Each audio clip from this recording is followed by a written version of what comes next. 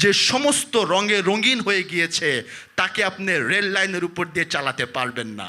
যদি চালাতে যান তো এটা আপনার মনের ভুল, আপনার মনের ভুল, আমার মনের ভুল।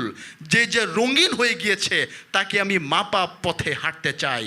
কিন্তু যারা মৌলবাদী, যারা ফান্ডামেন্টালিস্ট, যারা মৌলবাদী এবং ফান্ডামেন্টালিস্ট, যারা মনে করে থাকে যে এটাই একটা নির্দিষ্ট গণ্ডিতে যারা চিন্তা করে থাকে এটা ছাড়া কিছু নাই, এরাই হচ্ছে ফান্ডামেন্টালিস্ট এবং মৌলবাদী, যাকে আমরা ওহাবি খারেজি বলে থাকি। এই মৌলবাদী চিন্তাধারার দর্শনে যারা বিশ্বাসী তারা একটা মাত্র ইস্যুকে কেন্দ্র করে মাপা পথে চলে। তারা ভাবতে চায় না যে রবের এই প্রকাশ ও বিকাশের ধারা অসীম। তারা ভাবতে চায় না যে অনেকগুলা ঘাট কিন্তু পুকুর যে একটাই। তারা বুঝতে পারে না যে ঘাট অনেকগুলা কিন্তু পুকুর যে একটাই। আজকে হিন্দুর ঘরে, আজকে বৌদ্ধর ঘরে, আজকে খ্রিস্টানের ঘরে, আজকে ইহুদির ঘরে কত ধর্ম আছে, কত বর্ণ আছে, কত ভাষা আছে। আজকে একটা হিন্দু ভাই, আমি মোটা দৃষ্টিভঙ্গিতে বলছি, স্থূল দৃষ্টিভঙ্গি, যদি ধর্ম একটাই তারপরেও কথা চলে যুক্তির খাতিরে ধরলাম হিন্দু ধর্ম। আপনি একটা হিন্দু ধর্ম যার নাম হচ্ছে জগৎমোহন, এই জগৎমোহন যার নাম, সে হিন্দু বাই নেম, সে হিন্দু, ওকে ফাইন।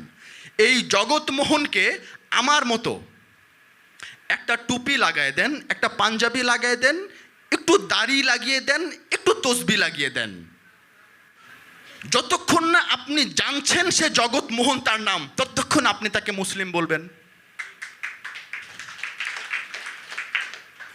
ওকে ফাইন, আব্দুর রহমান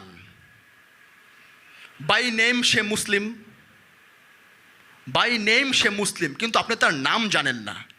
তাকে আপনি পৈতা পরায় দেন, ধুতি পরায় দেন, পৈতা ধুতি পরায় দেন, মাথায় হরে কৃষ্ণর একটা রুমাল জড়ায় দেন, যতক্ষণ পর্যন্ত আপনি জানতেছেন না তার নাম আব্দুর রহমান, তাকে আপনি হিন্দু মনে করবেন। কিন্তু হায় হায় নাম জেনে দেখবেন যে সে মুসলমান।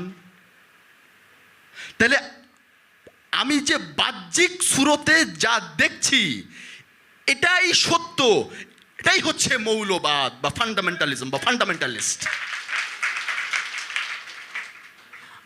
আর একজন কামেল মুর্শিদ তো অনেকেই মুর্শিদ।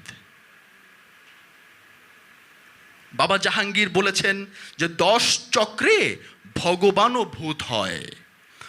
পীর মাশায়েখ নাম ধারণ করে যারা মুরিদ প্রথাকে অব্যাহত রাখছেন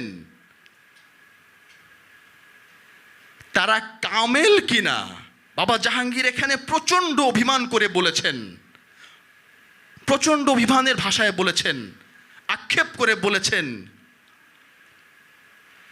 যত বড় পীর আছো আমার কাছে আসো ফকিরি শিখে যাও। কারণ উনি আক্ষেপের ভাষায় বলেছেন, অভিমানের ভাষায় বলেছেন যে তোমরা কি শিখাচ্ছ? আহলে সুন্নাতুল জামাত সংখ্যায় বেশি,